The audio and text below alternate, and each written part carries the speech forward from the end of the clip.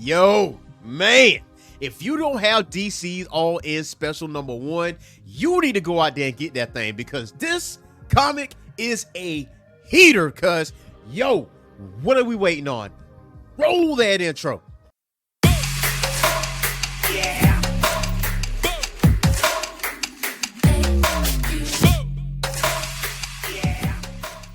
What's going on, Geek Corner? This is your boy, Earthsmack, the mad scientist, and this is the Orange Phoenix Show, Comic Book Declassified, where we talk about the most recent issues in comics, as well as past issues in comics, as well as character bios, if you ask for it.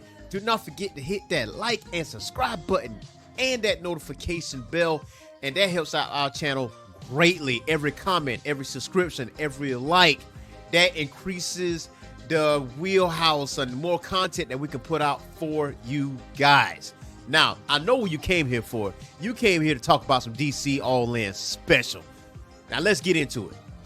So, I'm going to broad stroke it the best way possible because there's going to be some key parts that I will intentionally skip because I want you guys, if you haven't read this comic, go out and read it. Go out and go to your nearest comic book store and get this. And, of course, as I always say, I want you guys to read. If you're not a big reader, go out and read it because this is a perfect time to get in DC, especially when they got the old logo back. So I'm super excited about that. So All-In Special #1, Alpha. Writers are Joshua Williamson, Scott Snyder. Artist Daniel Sampere. Dan Mora is the center spread artist. Alejandro Sanchez colors. Tamra Bonvillain center spread colors. Steve Wands letters. Cover by Daniel Sampere and Alejandro Sanchez. Variant covers by Wes Craig, Mike Spicer, Rafa Sandoval, and Matt Herms and John Jiang. Foil cover, which I do have, by the way, Daniel Sampere and Alejandro Sanchez, and associate editors, executive editors, Marquise Draper, Paul Kaminsky, Chris Conroy. Yes, yo, this is everything, yo. This comic is absolute fire. Absolute fire. And there's a little bit of a callback too as well. So DC Special All-In takes place 52 days after the events of Absolute Power because obviously things are coming together. Because anytime there's a big event like this, it wasn't really loss of life of anything like that, but it was a catastrophic event. The heroes was in dire straits.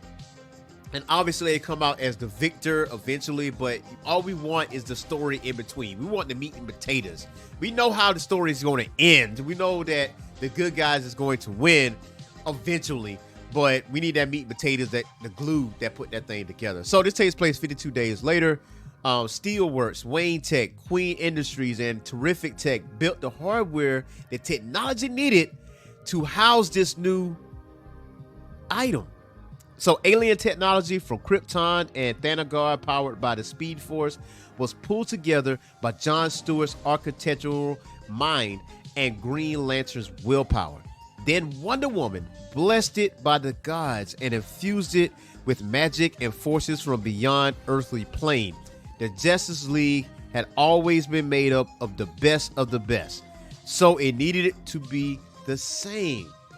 So when the Justice League first came together, we wanted to give humanity a helping hand, to combine our power, compassion, to make the world a better place. But recently, there have been times of darkness, loss, betrayal, nightmares, change. When our enemies came together to take advantage of us, we survived like we always do, but knew if we were coming back, we need to do something different. And in this panel, you see various heroes getting these cards.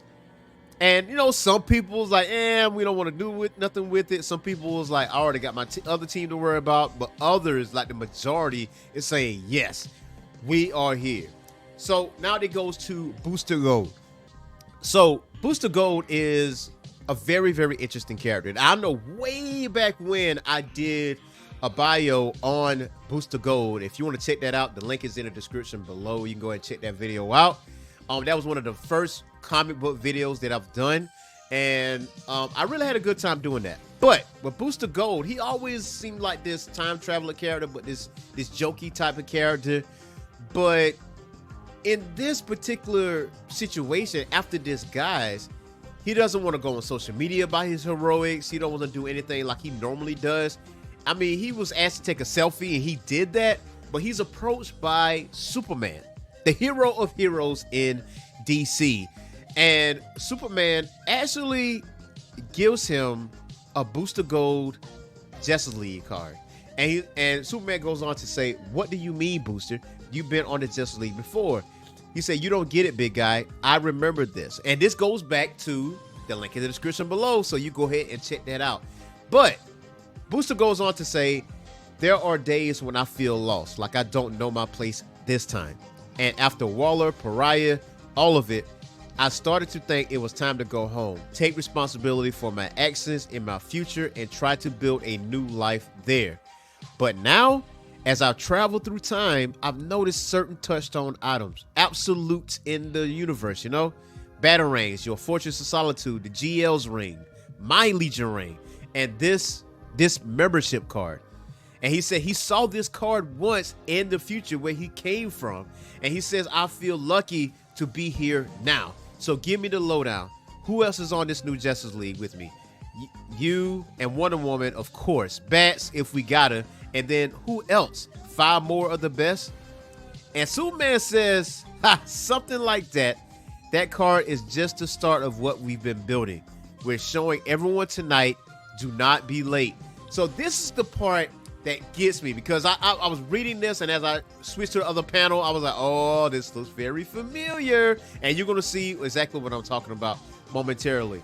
He said, "Boom Tube Tech to get our teams to missions as fast as possible. A place where our best minds can come together and help each other.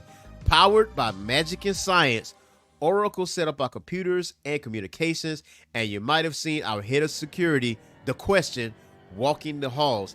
And so with great honor, we welcome you to Justice League Unlimited." Like, listen, yo, now we got some old heads here on this channel, okay? And Justice League and Justice League Unlimited, outside of Batman the Animated Series, is honestly in my opinion, the best animated series DC has ever put out, man. Like, Justice League Unlimited was great in all aspects of the word. Now, obviously, Young Justice is really, really, really cool. I hope and pray that Bruce Timm comes back and do a Justice League Unlimited, man. Like, the same animation style and everything, because it was great. It was great, great, great. So, as Mr. Terrific is talking, this is more than a headquarters. It's home and a place we can pool our resources, support each other, and communicate in a way that ensures something like what happened with Amanda Waller never happens again. We're better together. These membership cards are so much more than they seem, more than just access to the Watchtower. Each card has been personalized to you and your powers to help and augment your abilities and pair you with others that do the same. But he also points out this blank card to represent the next hero to join our ranks, to show that there will always be an open spot at the table for new members to come. So the interesting thing is that Booster Gold says, just like the one I saw in the Hall of Heroes. And he laments to himself, "I thought I'd be happy, but why do I still feel so lost?" So that is a very pivotal point. Like, that, what he said right there will make sense momentarily, because if you got all these heroes coming together, and this is supposed to be this happy ending, right? But in any comic book, whether it's DC or Marvel, whenever this is great union of heroes or whatever, something bad is going to happen, right? And obviously, it happens in a way where you see in the next panel, you see the magicians, the sorcerers that is in the Justice League Unlimited Watchtower are being possessed, and they are shooting out Omega beams. They are being possessed by no other than Darkseid. But this Darkseid looks a little different, though. This Darkseid is missing an arm. He has an axe for an arm, and he speaks. He like,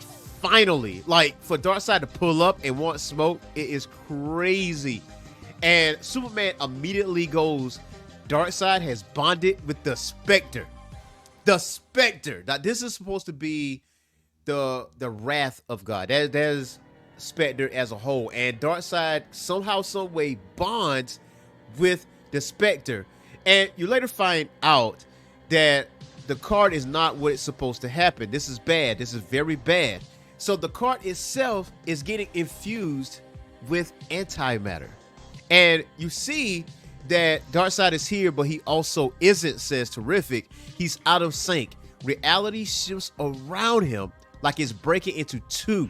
His every move is pure chaos.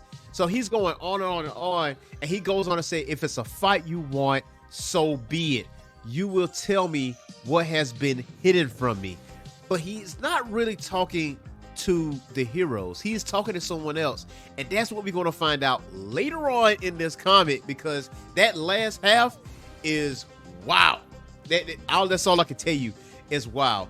So Dr. Fate, Zatanna, Deadman, and Raven are working diligently trying to make this thing happen. So now Zatanna puts a spell on Superman, and it's a risk that he's taking, because she says this will protect you from the Spectre, but not Darkseid. Now, we always know Superman is weak to kryptonite and magic, but you know, in earlier comics, he's been infused with magic. So it's actually taken back a little bit. So this is more of Superman on a traditional sense, and I really, really, really like that. So Superman approaches Darkseid and releases magical aura on Darkseid, and he says, "Thank you."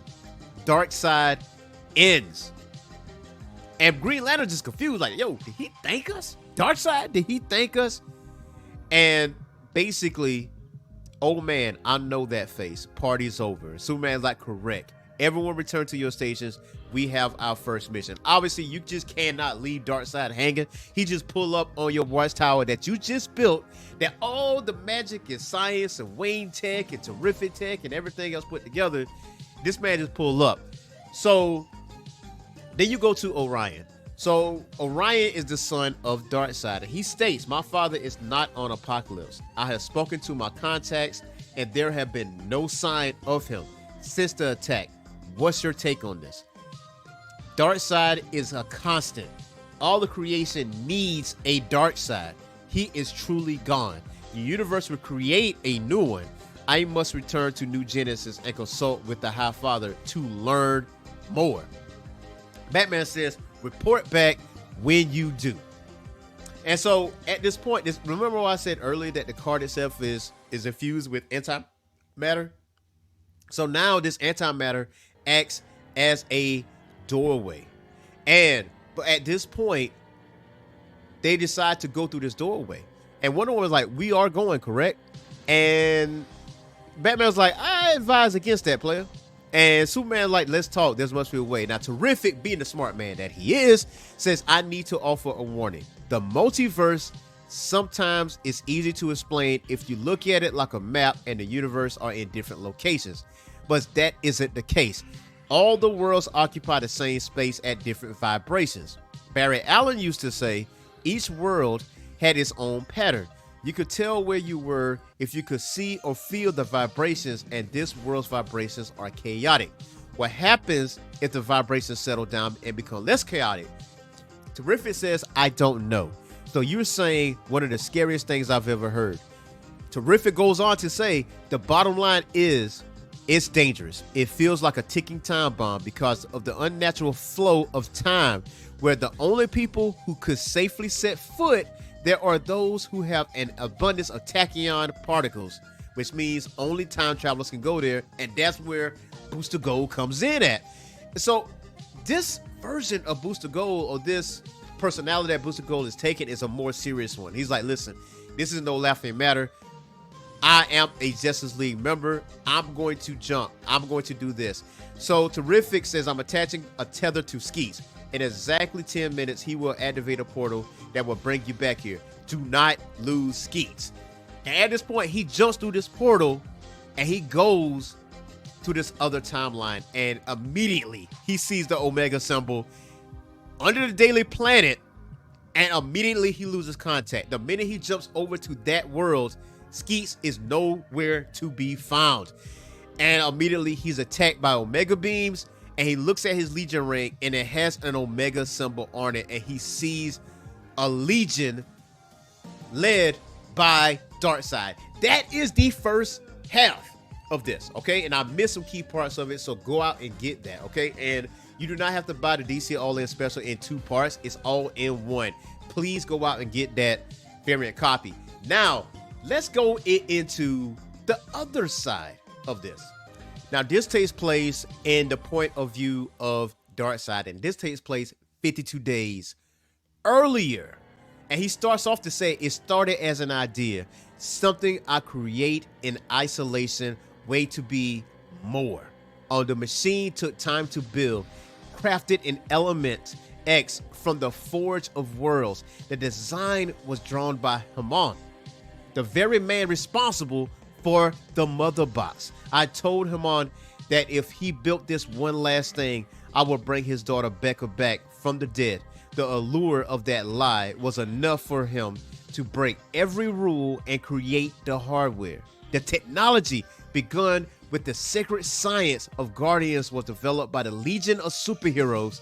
It's a device with parts from the past, present, and future. It will work for one being and one being only, whoever it is, bound by blood. You find out that this is the reason why Darkseid was missing a hand and he has an X in its place. So he was building a machine, and we will find out what this machine is momentarily.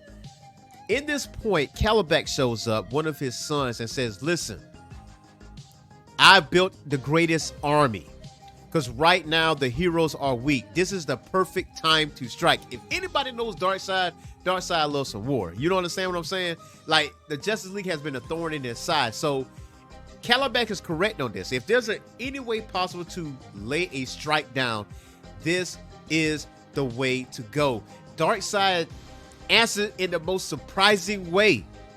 He says no, which knocks everybody off kilter at this point. Like, yo, you saying no?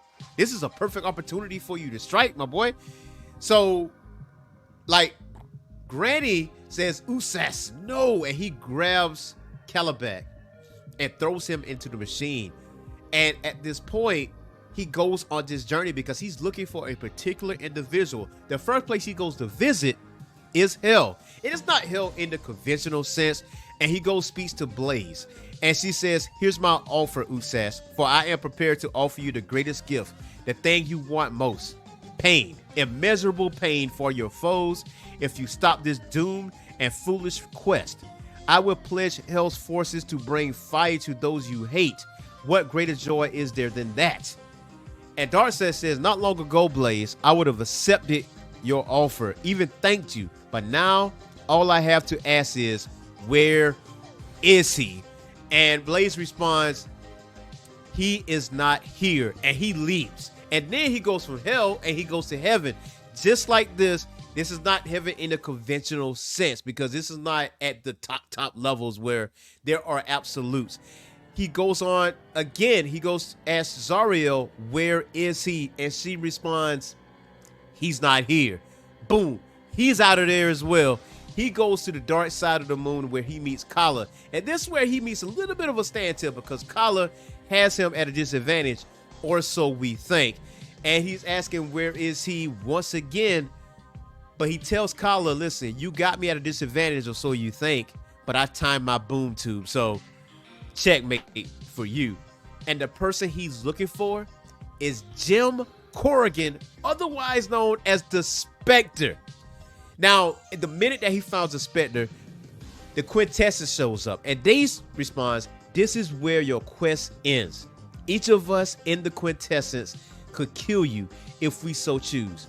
But the Spectre is the wrath of God. There is no way to force it to there was no way to force it to bond with any being with whom it doesn't wish to bond. So this was all for nothing, this whole journey. And this is where we find out what is the machine that he's building. And it is a wish machine. And he simply wishes to bond with Spectre. It's nothing the Quintessence can do. And at that point in time, he bonds with the Spectre. And so then you see the other side of it, because early in the comic, you see him say these lines, if it's a fight you want, so be it. But you see it from his point of view. Now, from there, he says, I am telling you, Spectre is speaking, you need to listen to feel these words. Everything has a balance to it. Our reality may be complex in many wondrous and terrifying ways, but there is also a raw simplicity to it, for at its core is life.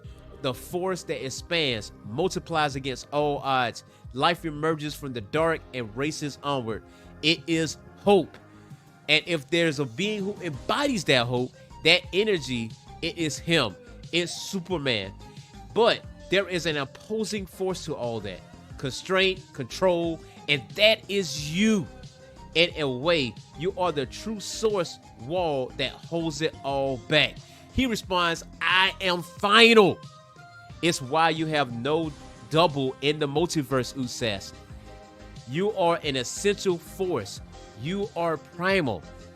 This is where it gets interesting for the Dark Side fans. Long ago, when life was consolidated, so were you. But as life expanded, aspects of you, your energy, were channeled to every world to hold life back, to challenge it.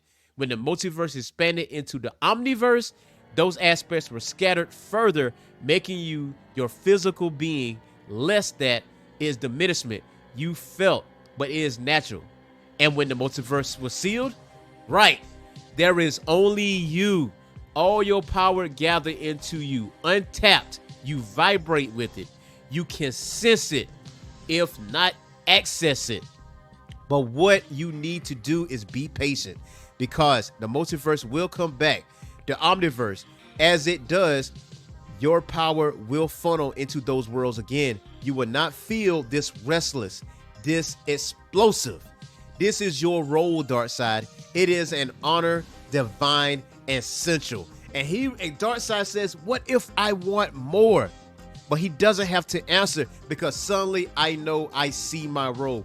And from that standpoint, he gets separated from Spectre because he got the answer that he wants. He basically allowed it to happen.